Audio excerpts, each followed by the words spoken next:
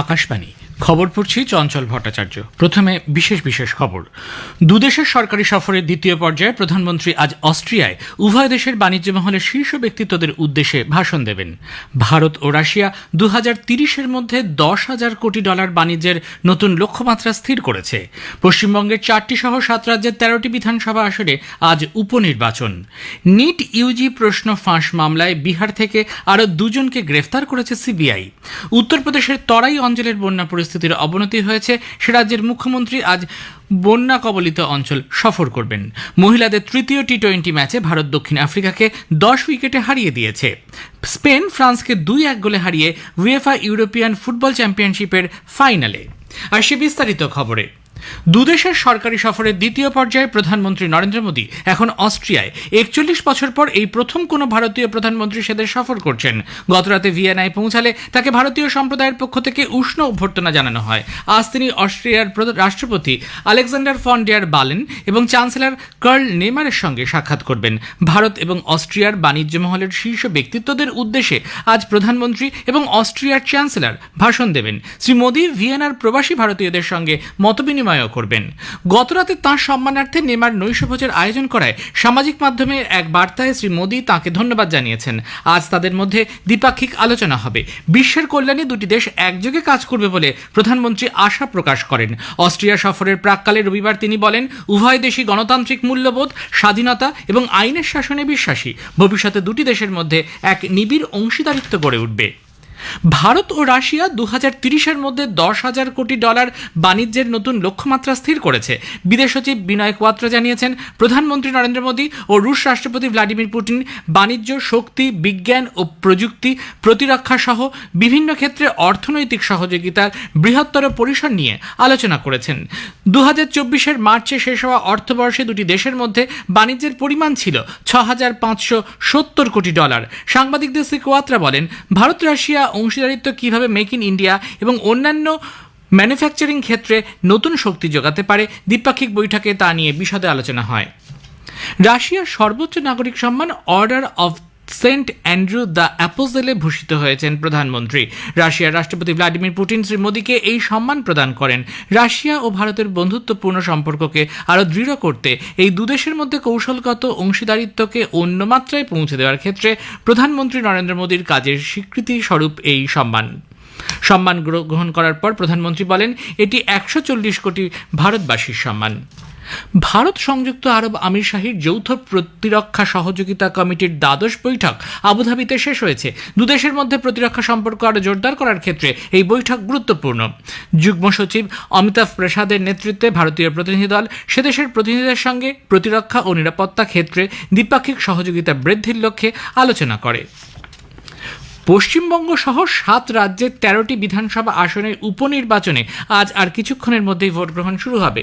পশ্চিমবঙ্গের রায়গঞ্জ, রানাঘাট দক্ষিণ, বাগদা ও মানিকতলা, হিমাচল প্রদেশের দেহরা, হামিরপুর ও নালাগড়, উত্তরাখণ্ডের বদ্রীনাথ ও মঙ্গলাউর, বিহারের রূপাওলি, মধ্যপ্রদেশের অমরওয়াড়া, তামিলনাড়ুর বিক্রবান্দি এবং পাঞ্জাবের জালন্ধর পশ্চিম আসনে ভোট গ্রহণ চলবে সন্ধ্যে 6টা পর্যন্ত। অবাধ ও সুষ্ঠু ভোট গ্রহণ সুনিশ্চিত করতে সব রকমের ব্যবস্থা নেওয়া হয়েছে। পশ্চিমবঙ্গের 4টি আসনে মোতায়েন করা হয়েছে মোট 70 কোম্পানি কেন্দ্রীয় বাহিনী। ভোট গণনা শনিবার 13 জুলাই। কোভিড অতিমারির সময় লকডাউনে যাত্রীদের কাটা টিকিটের অর্থ ফিরিয়ে দিতে অনলাইন ট্রাভেল প্ল্যাটফর্ম যাত্রাকে নির্দেশ দিয়েছে কেন্দ্রীয় উপভোক্তা অধিকার রক্ষা বিষয়ক কর্তৃপক্ষ সিসিপিএ। উপভোক্তা বিষয়ক মন্ত্রক জানিয়েছে, জাতীয় উপভোক্তা হেল্পলাইনের মাধ্যমে সিসিপিএ এর জারি করা নির্দেশ সম্পর্কে জানতে পেরেছে মন্ত্রক। ওই হেল্পলাইনে একাধিক অভিযোগ জমা পড়েছে। এর মধ্যে বাতিল করা প্লেনের টিকিটের অর্থ ফেরত না দেওয়া সংক্রান্ত অভিযোগই বেশি। উল্লেখ্য, 2020 সালে সুপ্রিম কোর্ট নির্দেশ দিয়েছিল, এজেন্টের মাধ্যমে লকডাউনের সময় টিকিট কাটলে সব টাকাই ফেরত দিতে হবে। জাতীয় যক্ষ্মা নির্মূল কর্মসূচি এনটিইপির জন্য অধ্যাপক ও ডাক্তার সৌম্যা স্বামীনাথনকে মুখ্য উপদেষ্টা হিসেবে নিয়োগ করেছে কেন্দ্রীয় স্বাস্থ্য ও পরিবার কল্যাণ মন্ত্রক। তিনি বিনা পারিশ্রমিকে এই কাজ করবেন। মন্ত্রক এক বিবৃতিতে জানিয়েছে, জাতীয় যক্ষ্মা নির্মূল কর্মসূচির অধীনে নির্দিষ্ট লক্ষ্যে পৌঁছানো, গবেষণা সংক্রান্ত কৌশলগত সিদ্ধান্ত গ্রহণ ও প্রয়োজনীয় বিষয়ে উপদেশ দেবেন ডক্টর সৌম্যা স্বামীনাথন। বিশেষজ্ঞ দল গঠনেও সাহায্য করবেন তিনি। উল্লেখ্য, শ্রীমতী স্বামীনাথন বিশ্ব স্বাস্থ্য সংগঠন WHOর প্রধান বৈজ্ঞানিক এবং ভারতীয় চিকিৎসা গবেষণা পর্ষদ ICMR এর ডিরেক্টর জেনারেল হিসেবে কাজ করেছেন। নিট ইউজি প্রশ্ন ফাঁস মামলায় সিবিআই বিহার থেকে আরও দুজনকে গ্রেপ্তার করেছে। সানি কুমার নামে এক পরীক্ষার্থীকে নালন্দা থেকে ধরা হয়। গয়া থেকে গ্রেপ্তার করা হয় আরেক পরীক্ষার্থীর বাবা রঞ্জিত কুমারকে। প্রশ্ন ফাঁস কাণ্ডে এ পর্যন্ত ঝাড়খণ্ড ও বিহার থেকে 8 এবং মহারাষ্ট্রের লাতুর, গুজরাটের গোধরা ও উত্তরাখণ্ডের দেহরাদুন থেকে একজন করে মোট 11 জনকে গ্রেপ্তার করেছে সিবিআই। খালিস্তানপন্থী সংগঠন শিখস ফর জাস্টিসের ওপর নিষেধাজ্ঞার মেয়াদ আরও 5 বছর বাড়িয়েছে কেন্দ্র। বেআইনি কার্যকলাপ প্রতিরোধ আইনের আওতায় এই পদক্ষেপ নেওয়া হয়েছে। উল্লেখ্য, গুরপাতওয়ান্ত সিং পান্নুনের এই সংগঠনকে 2019 সালে নিষিদ্ধ ঘোষণা করে কেন্দ্র। মুম্বাইয়ে BMW গাড়ির ধাক্কায় এক মহিলার মৃত্যুর ঘটনায় মূল অভিযুক্ত মিহির শাহকে পুলিশ গ্রেফতার করেছে। শিবসেনা শিন্ডে গোষ্ঠীর রাজেশ শাহর ছেলে 24 বছরের মিহির 3 দিন ধরে পলাতক ছিলেন। উত্তরপ্রদেশের হাথরাসে পদপিষ্ট হয়ে শতাধিক মানুষের মৃত্যুর ঘটনায় রাজ্য সরকার SDM, সার্কেল অফিসার, তহসিলদার সহ 6 জন আধিকারিককে সাসপেন্ড করেছে। এই ঘটনায় গঠিত বিশেষ তদন্তকারী দল SIT তাদের প্রতিবেদন পেশ করার পরই এই সিদ্ধান্ত। ছত্তিশগড়ের কাঁকের জেলার নিরাপত্তা বাহিনীর সঙ্গে সংঘর্ষে এক মহিলা মাওবাদীর মৃত্যু হয়েছে। ছোটবেথিয়া এলাকায় DRG, বাস্তার ফাইটার ও BSF এর যৌথ দলের তল্লাশি চলাকালীন বিনাগুন্ডা জঙ্গলে গুলির লড়াই শুরু হয়। ঘটনাস্থল থেকে উদ্ধার হয়েছে 2টি রাইফেল সহ বিপুল পরিমাণ অস্ত্রশস্ত্র। এ খবর প্রচারিত হচ্ছে আকাশবাণী থেকে। উত্তরপ্রদেশের তরাই অঞ্চলে বন্যা পরিস্থিতির অবনতি হয়েছে। মুখ্যমন্ত্রী যোগী আদিত্যনাথ আজ বন্যা বিধ্বস্ত পিলিভিট ও লখিমপুরা খেরি জেলার পরিস্থিতি আকাশপথে সরজমিনে খতিয়ে দেখবেন। কেন্দ্রীয় মন্ত্রী জিতেন প্রসাদের তার সফরসঙ্গী হওয়ার কথা।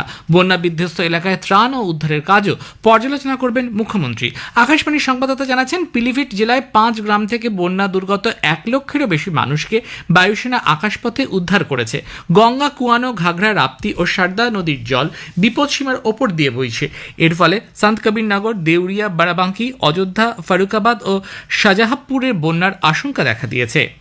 জাতীয় বিপর্যয় মোকাবিলা বাহিনী NDRF, রাজ্য বিপর্যয় মোকাবিলা বাহিনী SDRF ত্রাণ ও উদ্ধারের কাজ চালিয়ে যাচ্ছে। মার্কিন যুক্তরাষ্ট্রের দক্ষিণ পূর্বে টেক্সাস ও লুইজিয়ানার হ্যারিকেন বেরিলের প্রভাবে অন্তত 8 জনের মৃত্যু হয়েছে।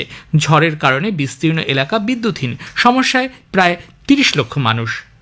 বিভিন্ন সংখ্যালঘু সম্প্রদায়ের সঙ্গে সুসম্পর্ক বজায় রাখা, বৈরিতা যাতে না হয় তা নিশ্চিত করার জন্য মহকুমা স্তরে প্রতি মাসে একবার সর্বধর্ম বৈঠক আয়োজনের প্রস্তাব দিয়েছে জাতীয় সংখ্যালঘু কমিশন।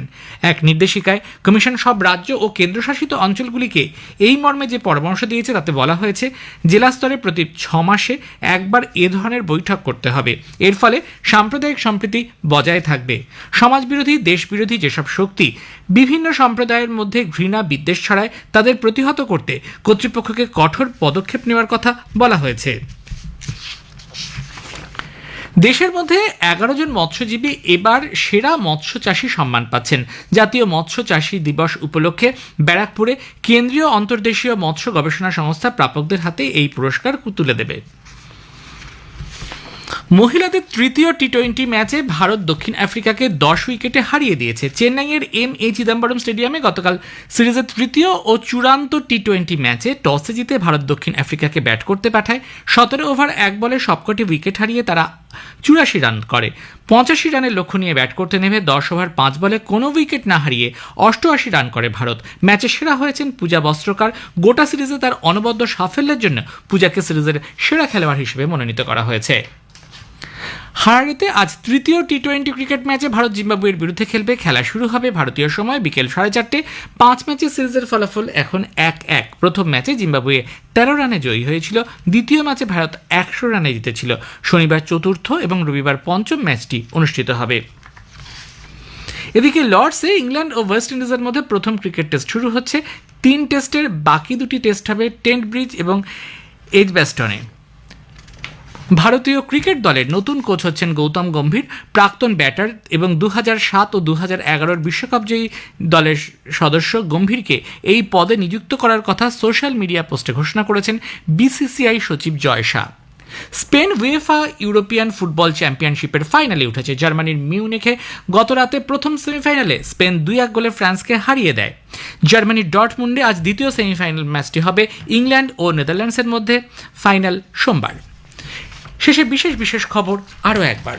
দুদেশের সরকারি সফরের দ্বিতীয় পর্যায়ে প্রধানমন্ত্রী আজ অস্ট্রিয়ায় উভয় দেশের বাণিজ্য মহলের শীর্ষ ব্যক্তিত্বদের উদ্দেশ্যে ভাষণ দেবেন। ভারত ও রাশিয়া 2030-এর মধ্যে $10,000 কোটি বাণিজ্যের নতুন লক্ষ্যমাত্রা স্থির করেছে। খবর শেষ হলো।